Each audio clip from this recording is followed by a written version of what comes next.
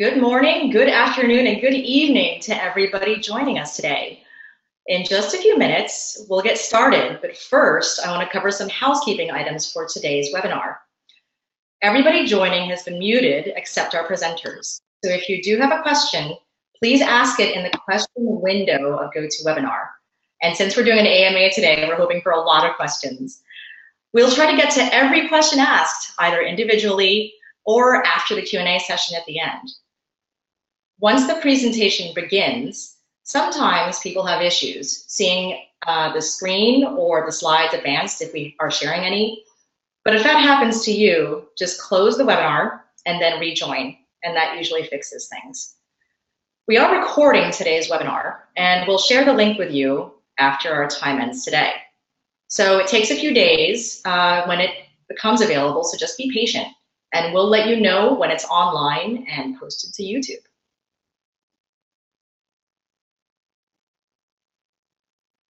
We're just about ready to get started with today's session.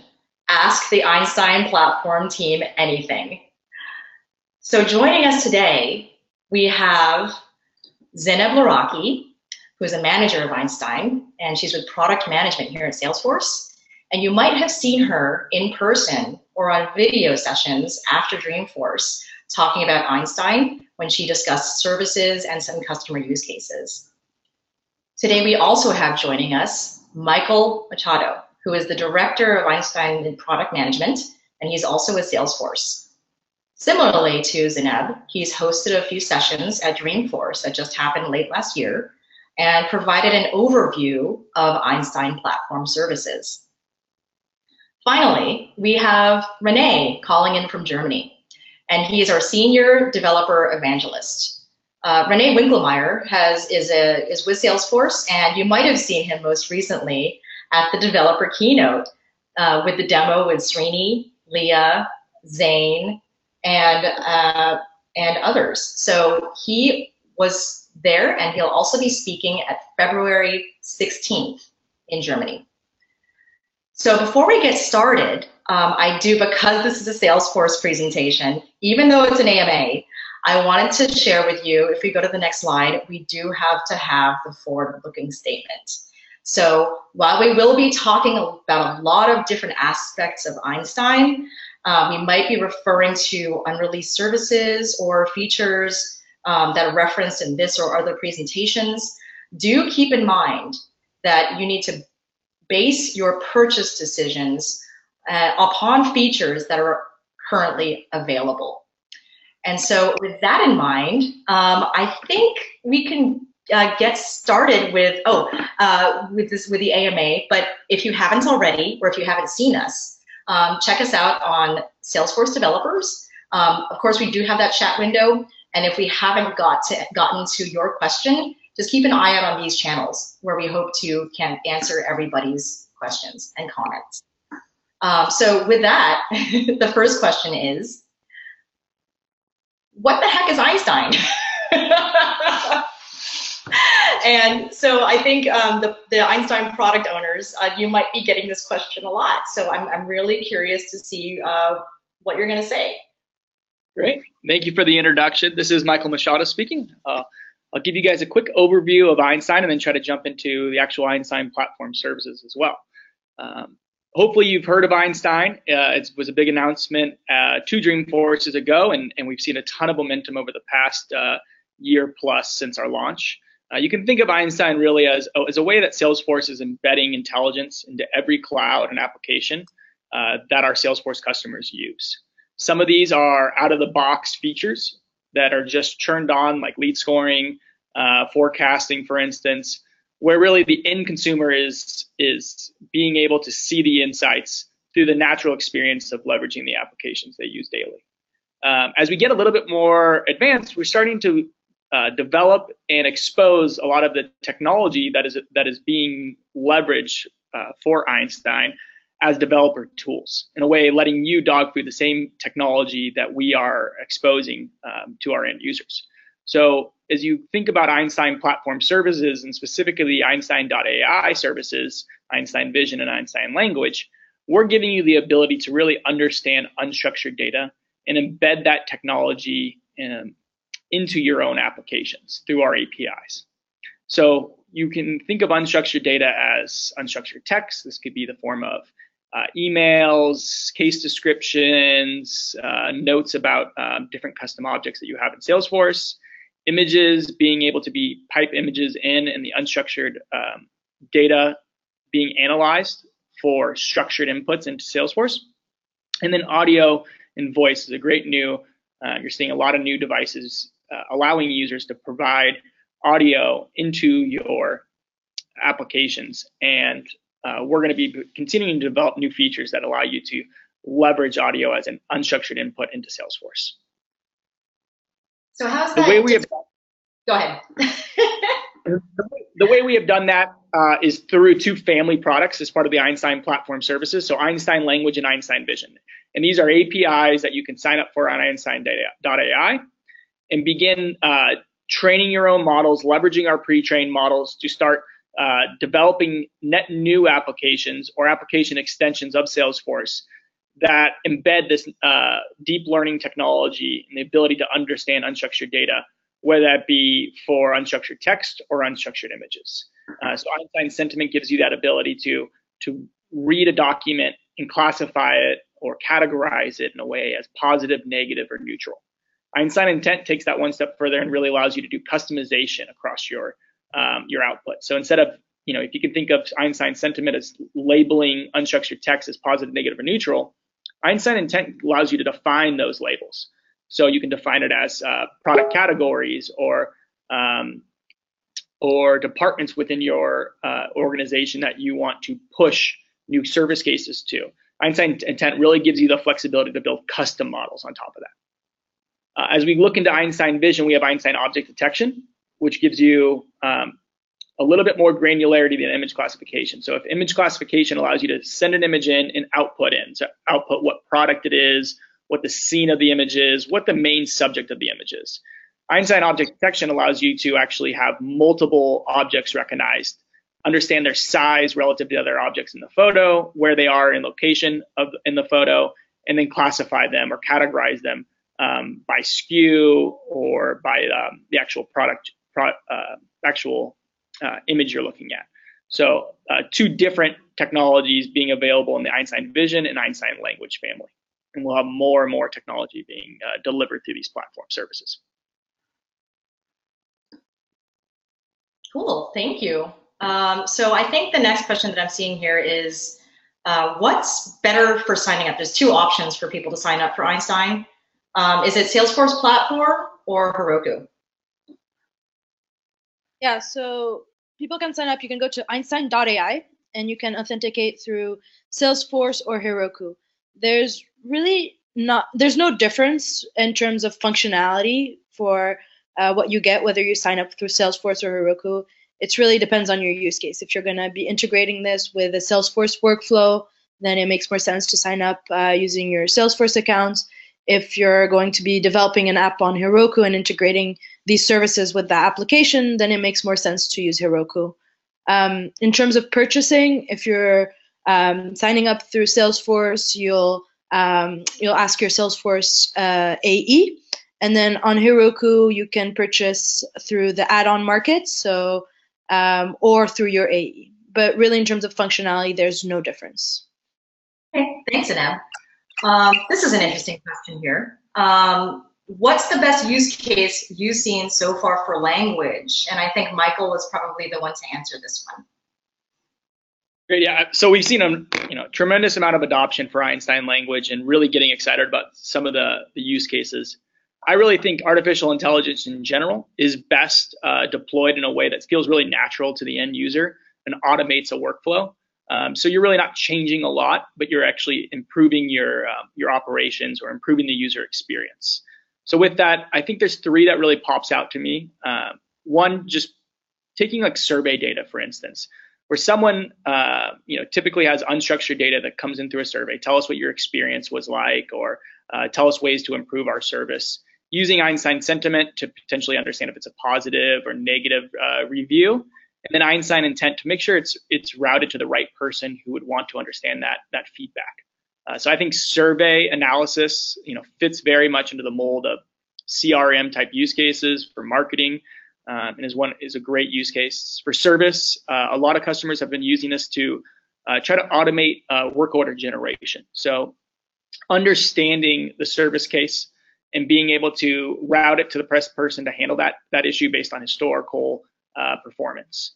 And then finally, looking at unstructured data within Salesforce, notes, comments, activity data, where you have unstructured fields, and you're able to try to guide the user through the natural process of, what are you trying to find out, or what are you trying to discover in these notes? How can we make sure we extract that information out, label it accordingly, and then make sure the right person's notified. So if there's something that you discovered during a customer meeting, maybe your manager wants to know, or maybe there's another department that would be able to handle an issue a customer's talking to you about through any unstructured comment field. Oh, wow. I think that's actually revolutionary, because I've seen so many cases where you're just dealing with this wall of unstructured data. And the only way to kind of sort it out, at least that I'm aware of, is manually. So I'm really hoping to see really good additional case studies that we could talk about in future webinars. I think now that we've talked about language, though, the next natural question is, so what's the best use cases that we've seen so far for vision? And that question is for Zineb. Sure, yeah, so maybe I'll talk about like the top 3 use cases that we kind of seeing customers gravitate towards. The first one is, I'd say, visual search. So really expanding the way people find or discover products online. So you've probably heard of Einstein Vision for Social Studios being one example of how that can be leveraged in that use case.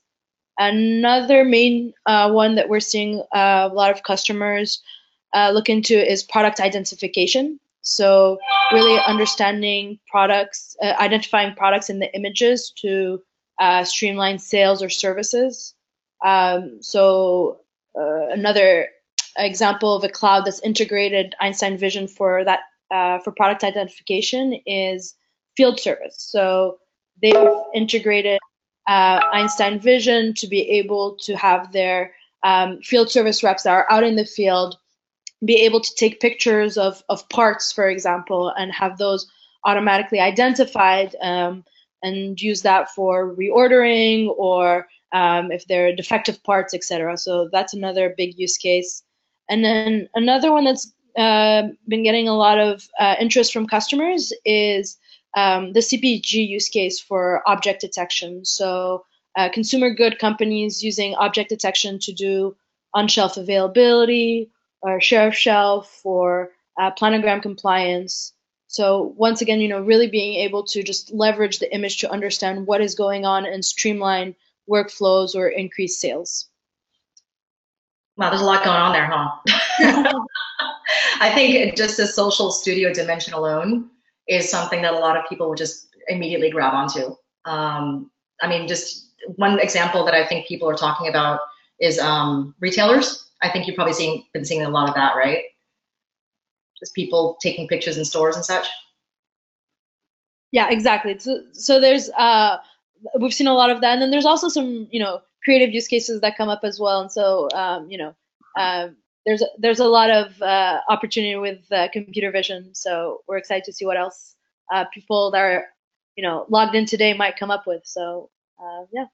Yeah. Well, speaking of, the next question that we have here is for Michael. And what are the neural net architectures used for the Einstein Platform Services? It's a great question. Actually, I'll give a high-level overview of really, what deep learning is. It's an overhyped term. It's something you hear a lot, and you don't really understand a lot of the nuances about it. But really, what it is a description of leveraging a deep learning model, which is a neural network architecture with multiple layers. We use our own custom models. We fine-tune our models for really what our CRM use cases, and it really depends on what we're trying to tackle. So we use convolutional neural networks, for instance, when we're working with image recognition use cases, even some language use cases. We typically use our own custom LSTM models, which are recurrent neural network models for language use cases. But what we really try to do is, one of our big premises of democratizing AI is removing a lot of that complexity. So really you get to focus in on the input data, the input layer, and defining your output layer, and knowing that we're going to fine tune the hidden layers of the deep learning models so that you're able to train, to be able to understand your models, to be able to improve your models over time without getting bogged down in a lot of the complexity of neural network architectures. Great, thank you, Michael.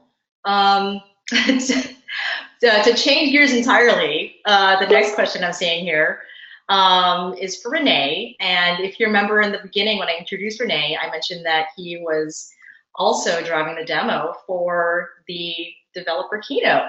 And if you remember, he had a giant green wig on. So I think this question is, René, what's up with the green wig? So it's really MA, right? Ask me anything. Well, yeah, the green wig is kind of my super secret power outfit when I do special live demos like the developer keynote or maybe this webinar. Who knows, right? I may or may not wear it at the moment. A bit like Batman, but with green hair. No, but seriously though, you were talking about, I think, if I remember correctly, it was supposed to be a suspicious looking aloe plant. Can you talk a little bit about exactly. Yeah, exactly. So what we did, we used Einstein Vision, specifically image classification within the developer keynote. And for that, we trained the system with specific models to detect if an aloe plant is healthy or unhealthy. So, and we used a real aloe plant, honestly, because René wearing a green wig mostly looks unhealthy or suspicious, right? So this was a background for having, you know, some fun in the developer keynote. And I'm wearing it at the moment too. I think we'll just have to take your word for it, René. But for people who are getting a little bit confused about what he's talking about with the aloe wig, there's a reference app that talks about this just a little bit. René, correct me if I'm wrong. But this is more about what's called the Pure Aloe reference app. And it's for people who want to play around with Salesforce. And there are several reference apps that are available online. So the Pure Aloe app has kind of a farming and retail dimension to it. There's also other reference apps available, such as the Dreamhouse app, which is kind of a realtor situation, which, if I recall correctly, also uses Einstein Vision. Can anybody remember any other reference apps that cover Einstein Vision or have it encapsulated within it? Well, I think we have later probably time to show the playground, which allows to incorporate or use all the Einstein Platform Services from within a Salesforce organization, right, using Apex calls. Right. And where would people go to learn more about that? That, I think, okay, they should see my GitHub repo. So this is a wrapper library that I wrote for all the Einstein Platform Services. You can grab that from GitHub, install it into any Salesforce DX or regular org of your choice. Includes all API or calls to all API methods. I would also like to make a call out to Shane's repo. That's a colleague of mine or of us who did a similar thing. So two people in the same company did the same thing in two different repos. And we are currently working on merging that into one repository, open source, for everyone to fetch that. And this will then also contain, besides a ton of Apex classes that communicate with the Einstein Platform Services API, also something like this playground. So where people can directly, without any coding, use image classification, object detection, and also the language services without writing a single line of code, for example, in Process Builder. So this is something that people really should check out. And I would also like to highlight that we have a ton of blog posts on our Salesforce developers blog that introduce people either to the services and also to the playground and the wrapper classes. Yep, and then I also want to highlight that Josh Berg, who's also on the evangelism team, has just published another blog post on Einstein Vision called Training Bears. And that's a super fun one if you want to read that blog post. And René, have you had a chance to peek at that one yet? No, not yet. I read the early draft. Okay, so thanks for sharing that, René. And if anybody viewing has any questions on the resources that René's been showing, if it's the playground or the GitHub repos or these trail mixes, be sure to throw those questions in now so we can answer them before this webinar ends. Thank you, René. So I think we're going to the next question here. The next question says, I think it's for either Zineb or Michael, is Einstein language and Einstein vision, are they both part of platform services? Also, if we want to use lead scoring, etc., then do we also need platform services? So how does this all fit together, I think is the larger question. Yeah, I'd be happy to answer that. So they are kind of unique in the sense that you aren't bound by any one product to consume all of Einstein. You can really pick and choose what you need to do to accomplish your goals. So Einstein lead scoring, for instance, is a feature you can turn on and train your models in a very automated way, where it's less of a developer tool and much more of an end user consumption tool. If you look at Einstein Platform Services that are accessible through Einstein.ai, those are where you get the entire package of APIs delivered to you through a single platform. So you sign up once, you have access to Einstein Vision, you have access to Einstein Language.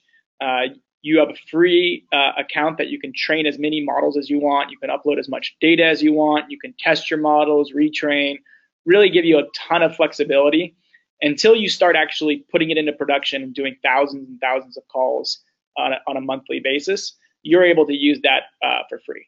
Now, as you want to actually move into production and get into tens of thousands, millions of calls, we're a very scalable platform, and that's where you actually have to start, talking to your AE and purchasing the actual service. But we really are big proponents of being able to test and evaluate and prove out your use case and our ability to fulfill your requirements through the Einstein Platform Services. And so as you look into more developer type use cases where you want to build a custom application, really encourage you to sign up for Einstein.ai, kick the tires, train models, really use this as an opportunity to prove out your use case without making any financial commitments. Yep. Everybody loves a tool that you can play around with for free. So,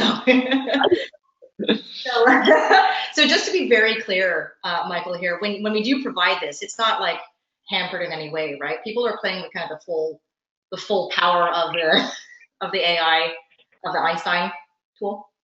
Yeah, it's a great point. It's not one of those cheater freemium services where, like you're playing a free game from the App Store and, you get to level 1 and it says, please pay, or, you can't get to the next level without buying an in-app upgrade or something like that. It's really the full suite of services delivered to you on day one. The only really limitation would be total amount of predictions, which is, once you have a production model in place, and you start making over 1,000 to 2,000 calls. We're going to be expanding to 2,000 calls very shortly on February 1st, as we have just launched Einstein Language and Einstein Vision. And those are 2,000 predicted calls that refresh every month. So you can test your model as much as you want. You can even put it into a kind of a closed loop group, maybe a few individuals that are going to be playing around with the POC. You might hit your 2,000 limit, and then the next month you'll refresh and you'll get to use 2,000 predictions again every month until you decide that you want to upgrade past the 2,000 prediction limit. But all of the other services that you're kind of seeing here, where you're gathering your data, uploading it, training your model, retraining your model, reviewing metrics, testing your model in production, all of those are available to you on day one with no limitations. Nice. Hang on a second. Did you just say we're going to make a lot of noise about that? I think you just kind of like mentioned it really quickly and it went right by me, but I just want to stop a second. So you're doubling it, is that right? Yeah, that's right. We launched Einstein Vision last year. We've been in beta, open beta for Einstein Language since Trailhead DX. And now as we've just gone GA with object detection, and we've gone GA with all of the Einstein Language suite of APIs. we wanted to make sure that the customers weren't limited to one use case, that you were able to potentially build language models and vision models, because it's all delivered through a single account. You would be able to access all of the services and be able to, work on potentially a vision use case and a language use case or multiple use cases with the same APIs in parallel with double the amount of predictions per month for free. Well, cool. I think I'll make a big deal about that. So we'll start tweeting about that soon. Thanks, Michael. But since we're sharing this screen, I think as we're kind of talking about Einstein, and we'd like to have some visuals to kind of support what you guys are talking about. So from what I understand, you're pulling up slides from what you were discussing or sharing with developers at Trailhead DX 17, Dreamforce 17, to help illustrate things. So the title of the slide that we're looking at right now says build custom models. So I think this question that I'm looking at right now is in reference to that. So what's the difference between custom models and pre-trained models? And I think this is for Michael. Yeah, so you can think of sentiment as a great example of a pre-trained model for Einstein language. Additionally, we have 3 pre-trained models for Einstein vision. One is a general image classifier that has over 1,000 unique classes or unique categories that you can send us an image, and we will detect, potentially the main object, primary object in there with a high degree of accuracy. So we try to give you out-of-the-box capabilities. So feed us text, and we'll tell you what kind of sentiment it is. Feed us images, and we'll be able to tell you a general image classifier. We have a food classifier, and we have a scene classifier. Those are our 3 pre-trained image classifiers. We also want to give you the ability, though, to define your own custom models. So when we move from pre-trained to custom models, you get to start to define those output classes or those output labels or categories. So, the example of sentiment is positive, negative, and neutral. But if you look at intent, or if you look at image classification or object detection, you define all of the outputs. You gather the data to support those outputs, what it would be the most likely scenario that you expect to push your model to production. Those are the types of data that you want to collect. And then you're able to train your model to output your specific customer defined model. And that's org specific. It's your model. We don't share any of the data with other customers. It's your really ability to have an upper hand and the ability to really push artificial intelligence into your organization in a very business specific way. Okay, cool. I hope that answers the question that came in. If you have any follow-up questions, please let us know. Thanks, Michael. So the next question we have here, I think is a question everybody might have when dealing with Einstein. So what are some best practices for collecting data? And I think, Zineb, we haven't heard from you for a little bit. So do you want to take this one? Yeah, for sure. So maybe, just before walking us through how best practices for collecting data, maybe I'll walk us through the process or that you go through to actually build a custom model.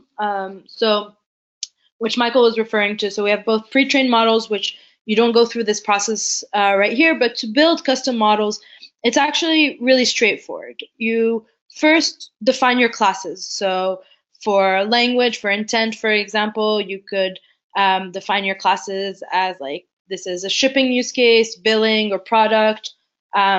For vision, it could be this is product A, product B, product C. And so once you have those classes defined, the second step is to gather your data. And we'll go a little bit more in depth into some best practices there. But you basically gather your data and you label it. And then once you have that, you simply upload that data using our APIs. And then you make another call to train the model using that data set. And once that's done, you get a model ID. And there's really 2 cool things you can do with this model ID. The first thing is you can start getting predictions on whether that's utterances or texts the model hasn't seen before, or images if it's an image model. And then the other thing that's really cool is that we provide you with model metrics. And we'll go into that in a little bit more details in a second. But really what it does is it allows you to understand how your model is performing. And usually the first time, there's an iteration step here to improve your model. But once you're happy with how your model is performing, then you can simply integrate it with any workflow. So that can be a Salesforce workflow, or an external application.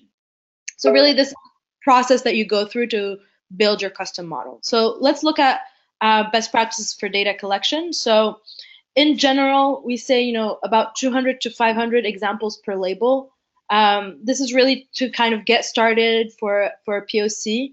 And it's also really use case dependent, right? So if my products are very different, or if my text categories are very different, I might need less examples. If they're very similar, then you'll need more examples.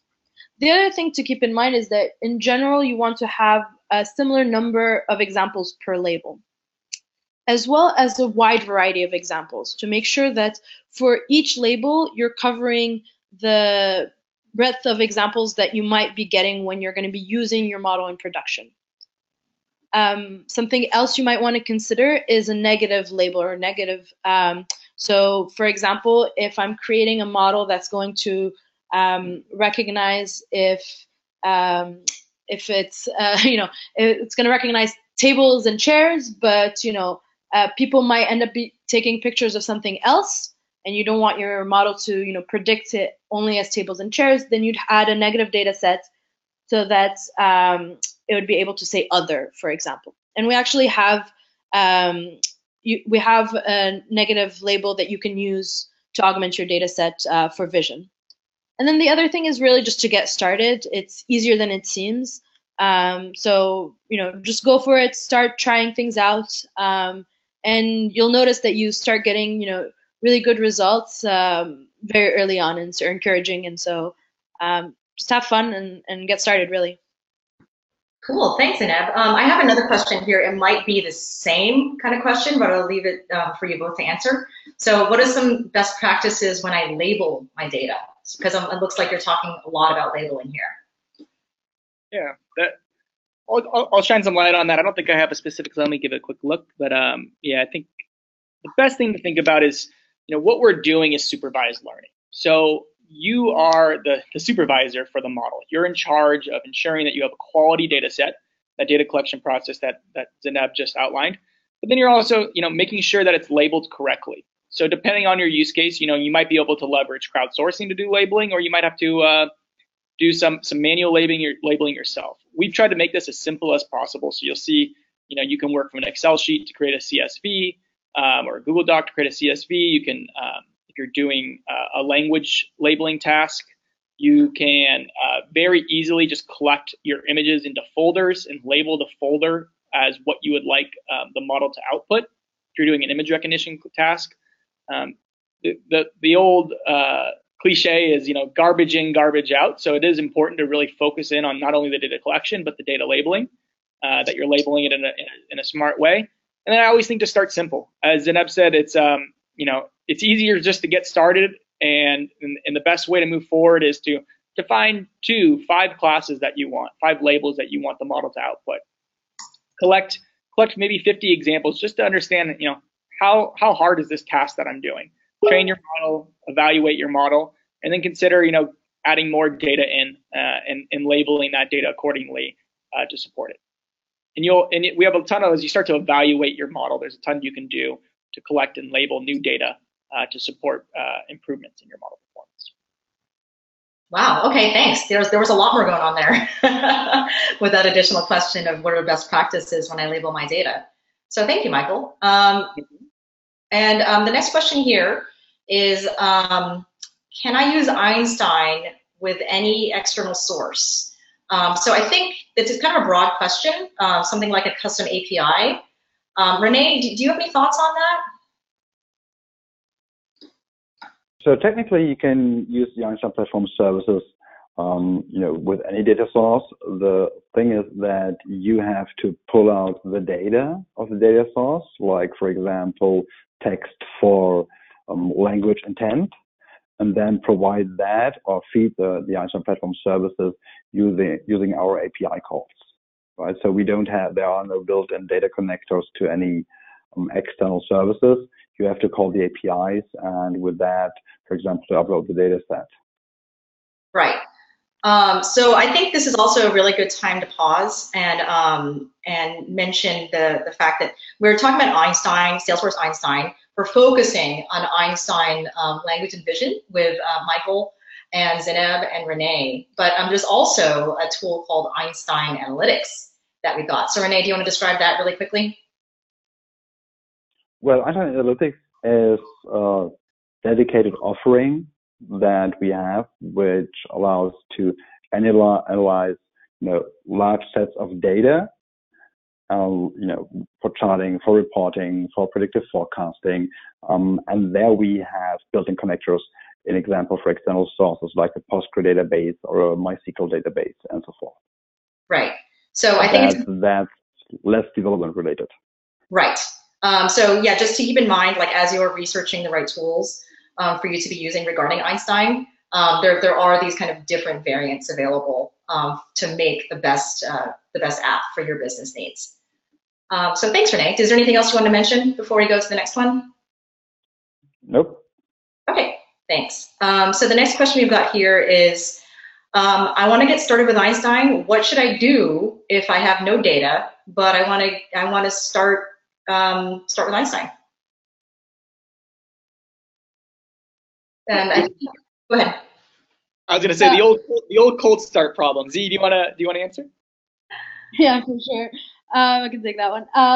So really, you need to really just for a POC, you might be able to manually collect the data, right, to start and kind of use that as a baseline. The other thing to really take into account is in the current workflow that you have, can you use that as your data source? So if it's an existing application that you're going to be integrating this with, is there a way to leverage some of that data that's currently there? If it's a net new app, can you potentially deploy it ahead of time and start gathering some of that data that you then train your model with and then integrates into the application? Another approach is to think about if there's data sets available, public data sets available that you could leverage, or potentially if you could outsource some of this data collection to a third party, and really just kind of seeing what is out there that you could potentially use as a starting off point, I think is the crux of it. But really, as we've been kind of mentioning, it seems more daunting than it is, and really just getting started with it. We've had times where we just manually create some of these data sets ourselves, and they're good enough to kind of get a POC and start getting more resources to be able to kind of be like, okay, how do we kind of scale this up now? Anything else you guys want to add, or? No, I think that's a great synopsis. I mean, the cold start problem is always really daunting when you're looking at it and saying, gosh, this use case could be so valuable if only I had a data set to leverage. Depending on, you're not used to having sales reps or customers send you images. How could you prompt them to start sending you images, and then or how could you get the user to start almost consuming the application before it is actually in production, but add a feedback loop in, so the end user of your application, if it's a trusted source, can start actually providing you that training data. There's a lot of creative ways, like Zineb said. Sometimes we will, incentivize our own team just to sit down and label data, create data, go out in the field, take pictures. It's always daunting until you get started, and then you get to really evaluate it. And AI isn't magic, but once you can create the model and start to show the value, I think people really get to see how valuable it can be for their businesses, and will really come and start helping and aiding in your data collection, data labeling in the future. Yeah, I think the cold start is a really interesting way to phrase it. I think that relates to another question that I'm seeing here. It says, what background or skills do I need to use the Einstein Platform Services? Do I need to learn any machine language to use Einstein Platform Services? It looks like there are two really closely related questions that came in. Michael, I think that might be best for you, or Zineb. Yeah, I'd be happy to answer. Democratizing AI, to do that right, we're really trying to keep this as simple as possible.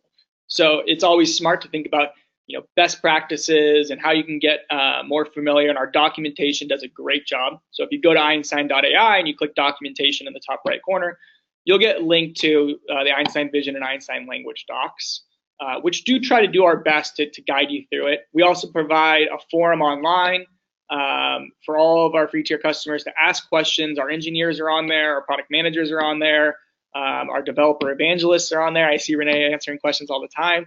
So that's a great way to just, if you're hitting a roadblock, always be willing to reach out to the community, leverage our documentation as best as possible, but you don't need to be a machine learning expert to really leverage these. If you can make an API call, if you can gather data, you're 99% of the way there. And you're really at the point now where you can start testing and playing around with these tools to get you to a place where you'll be learning as you go, which is exciting. I think everyone enjoys learning, enjoys developing their skill set, and this is a great platform to do that. Yeah, for sure. So I think you mentioned it in passing, but I just do want to give a quick shout out to the Trailblazer community. They're super nice on there. So if you are in any way potentially feeling somewhat intimidated by jumping into using Einstein Platform Services, just pop by there, and there are so many people there that are super friendly and can help you with any questions. So don't worry about asking any dumb questions or anything like that once you jump in there.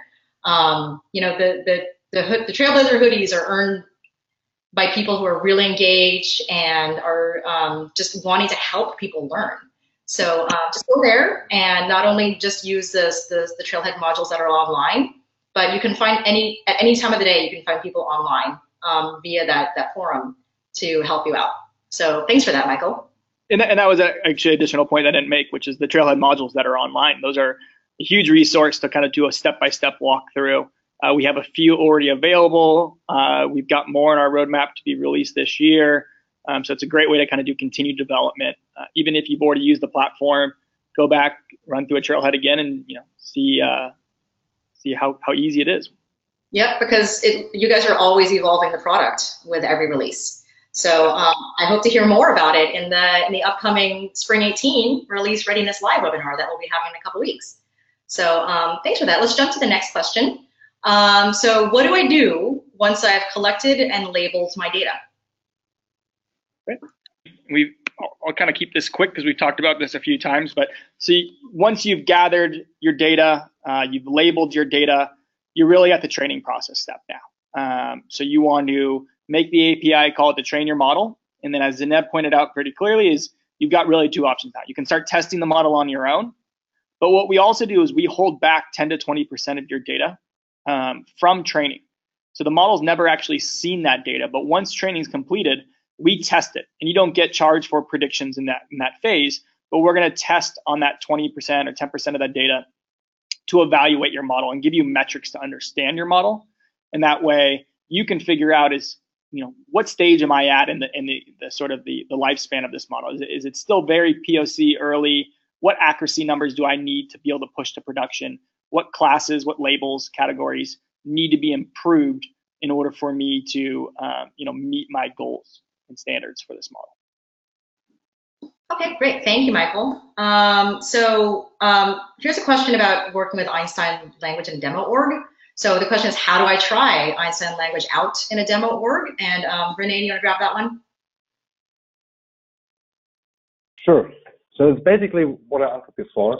So if you want to try that out in an org, you have to write some Apex code to call the external APIs that reside on api.einstein.ai. And for that, you either take one of the official examples from the Einstein team, which are linked in the official documentation, or you take, for example, my GitHub repo or Shane's GitHub repo, which contains all the Apex classes to call the APIs. But you have to write, at the moment, Apex code to call the APIs from within the Salesforce org. Oh, great. Thanks. I think you actually mentioned this earlier in the session. Is that right? As well? Exactly. Okay, great. So the next question we've got here looks like it's for Zineb. What if I want to improve my model? How can I make sure my model learns over time? Do you have any recommended best practices for this? Yeah, for sure. So Michael was mentioning, first of all, that we provide model metrics for your model. So, we keep 10% of the data, which you can adjust if you want more or less, but by default we keep 10%. And with that, we then provide you a test accuracy as well as training accuracy, your F1 score. For image classification and language, we provide you a confusion matrix. For object detection, we'll provide you precision per class. So we really make it very easy for you to understand which classes are working, which labels are working well, and which ones you need to iterate on. Now, even once you've integrated your model into an application, you have the ability to do what's called a feedback loop. That's perfect. So what the feedback loop allows you to do is basically, once you can add, in your workflow, mechanisms for people to be able to correct any mistakes that the model makes. And then you're able to then use those to retrain the model so that next time that it sees a similar example, similar image or similar utterance, it'll be able to correctly predict it. So as you can see here, just to summarize, when you're training, you can add like false positives and false negatives to your data set to make sure your model is more accurate. And then also, once you're in production, add any misclassifications back to your data set to continually improve your model over time. And when you do this, when you use what we call our feedback API, you're able to create a new model or update your existing model. And in that sense, you keep your same model ID and you don't need to update that wherever, your model. We may have lost Zineb, so. We just lost Zineb. Michael, you want to pick up there? I'll finish your train of thought on that, which is, as you were saying, it's always good, depending on where you are. If you're very early on in the iteration phase, you can just constantly be updating your existing model. In which case you can just not reference that you need a new model ID. Sometimes as you get a little further along, you may be adding feedback loop in, or you may be adding an untrusted source like a customer group that you know well, but you might not be willing to accept all of their feedback. In which case you can always create a new model from your feedback loop, and then you can obviously just compare the metrics between the two models and decide if you want to move forward with the new model ID or your existing model ID. Wow. Okay, great. Thanks, Michael. That was thanks for answering that, and also thanks for picking that up practically mid-sentence. That was pretty impressive. So let's hope that Zineb can rejoin this webinar. I just want to do a quick time check. Thank you all for participating so much in this AMA. I'm seeing more than 200 questions. So we're really excited to see so many good questions come in from attendees. Given that we've only got about 8 minutes left in the session, let's do a quick scrub here. What I do know people want to hear about, what people always want to hear about, is what's coming up in the roadmap. So let's jump to that question. And while we wait for Zineb to jump back on there, Michael, I'm going to throw you that question. So what's on the roadmap for language? We have a lot of other sub-questions related to that. So if you just want to cover that one, I'm sure we can dig up some follow-up questions related to roadmap for language while you're answering. Yeah, that's great. So, we're always thinking first and foremost about how to make our models more accurate, understanding our customer use cases. So as if you are ever working on a use case and you're thinking, gosh, I really feel like I've got a solid data set here. I've got hundreds of examples. I've got very defined use case, but I want the model to perform better. We always encourage you to get in touch with us either through our support forums or directly through your AE to contact us. So that's first and foremost. We want to make sure our customers are successful with what they're working on today. But that being said, it's a very rapidly changing space in the artificial intelligence world, and we're constantly adding latest technology to our platform. For language in particular, we're going to be adding a really amazing feature called entity extraction in the next coming month. So you get a sneak peek into what's coming, which allows you to do to actually capture words and phrases within a document. So if you think of intent classification, we're giving you document level classification. We're reading a paragraph of a page or a full page or a couple sentences, whatever you define, and we're classifying that or categorizing it for you into whatever you've defined as categories. What we're going to do next is add an entity extraction. So if you say, this customer service request is something about product XYZ, we could potentially extract out, people, places, organizations, time, dates, and dollar amounts that might be mentioned in that. Highlight those words and phrases and give them that label. So you might be, John Doe has a problem with a support case he's dealing with. He's been online for 10 hours and he paid $15,000 for this product and is pretty disappointed. So, you can use our existing models to understand, what the issue is, what the sentiment of the user is. But then we're actually going to say John Doe's a person. This is potentially the product he's on. This is how long he's been in time-wise. This is the dollar amount he paid. So those entity extraction, the ability to extract out specific words and phrases and label them accordingly, to sort of think of them as the nouns of the sentences. Gather that information and put it in a structured format for you. So that will be available in the next few months, hopefully soon. And we will also be able to give you the ability to customize that. So while we will have 6 to 7 pre-trained classes for things like people, organizations, locations, dollar amounts, percentages, we'll also give you the ability to say, you know what, I've got a specific thing. I need to recognize airport codes, or I need to recognize my products and label anytime I hear a product mentioned, this is my product. It doesn't need to be word for word. That's really the beauty of deep learning, is we're going to give you that flexibility. So you're going to be able to just define, here's examples of people talking about my products, maybe a product I've never even seen before. I'll see it in a similar context and recognize it and label those words and phrases as a specific product. So that's entity extraction. That's coming very soon. Very paramount to any of the chatbots. If you're interested in chatbots in our platform for chatbots, a huge feature that will be leveraged by our chatbot technology as well. So that's Einstein language. And then additionally with Einstein language, we're really trying to update for not just English only. So we're going to be, you'll see in the next 6 months, adding new languages continuously, thinking about European and Asian languages that we can add in to really expand your ability to serve more customers globally. Okay. I think for vision, I tried to mention as much as I could there, but for vision, improving the models and adding in more specific pre-trained models will be on our roadmap. And then you'll see hopefully some new specific features coming out mid this next year that take some more advanced use cases in. Great. Yeah, thanks for already talking about the language, because I'm looking at a lot of the questions that are submitted by the audience, and there's a big chunk of them that are asking about when we're going to have it for languages in addition to English. So I'm glad that the team's already thinking about that. And also thank you for having some words about Einstein and the roadmap. It looks like we still don't have Zineb call back into the webinar, which is a little unfortunate, but hopefully we can answer a lot of these questions on Twitter. So we're about at time. So I think just to compress all of this in a nutshell, Einstein is artificial intelligence with Salesforce. To get started, check out einstein.ai. To learn more about it, go to Trailhead and check out the modules that we have, and check out the Trailhead community if you actually have any questions.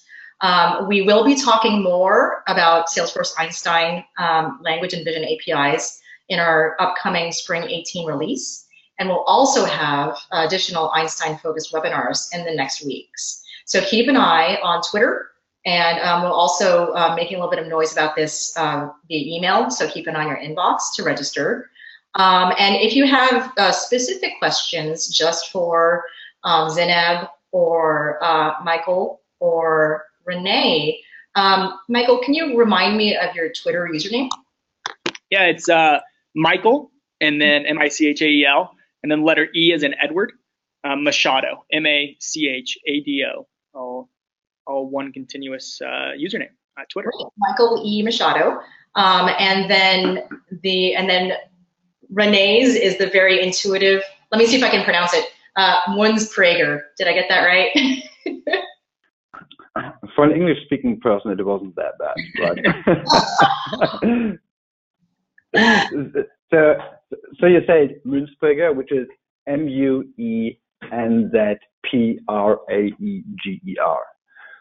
I'll look up René Winkelmeyer on Twitter, and you will find me anyway. So that's fine too. That's good to know. I thought I was close. I don't know. And unfortunately, we don't have Zineb to tell us her Twitter handle, but we'll share it right after this on Twitter if you do have questions specifically for her and Einstein Vision. So do we have any time for any last words from anybody presenting here? Michael, René, anything else you want to say?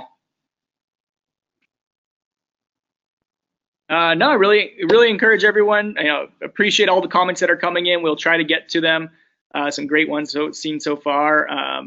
Again, hopefully you've all signed up for Einstein.ai because it is a free account.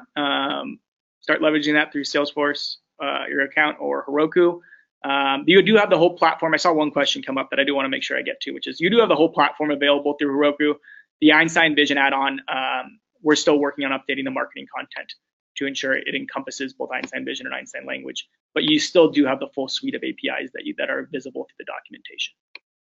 Awesome, great. Thanks for jumping on that last one. And just for everybody who called in, thank you all so much for joining us. This is a new format, so I look forward to if anybody has any feedback one way or the other. If you want to go back to the more kind of structured formats, let me know. If you like the more freewheeling AMA, Ask Me Anything format, also let me know.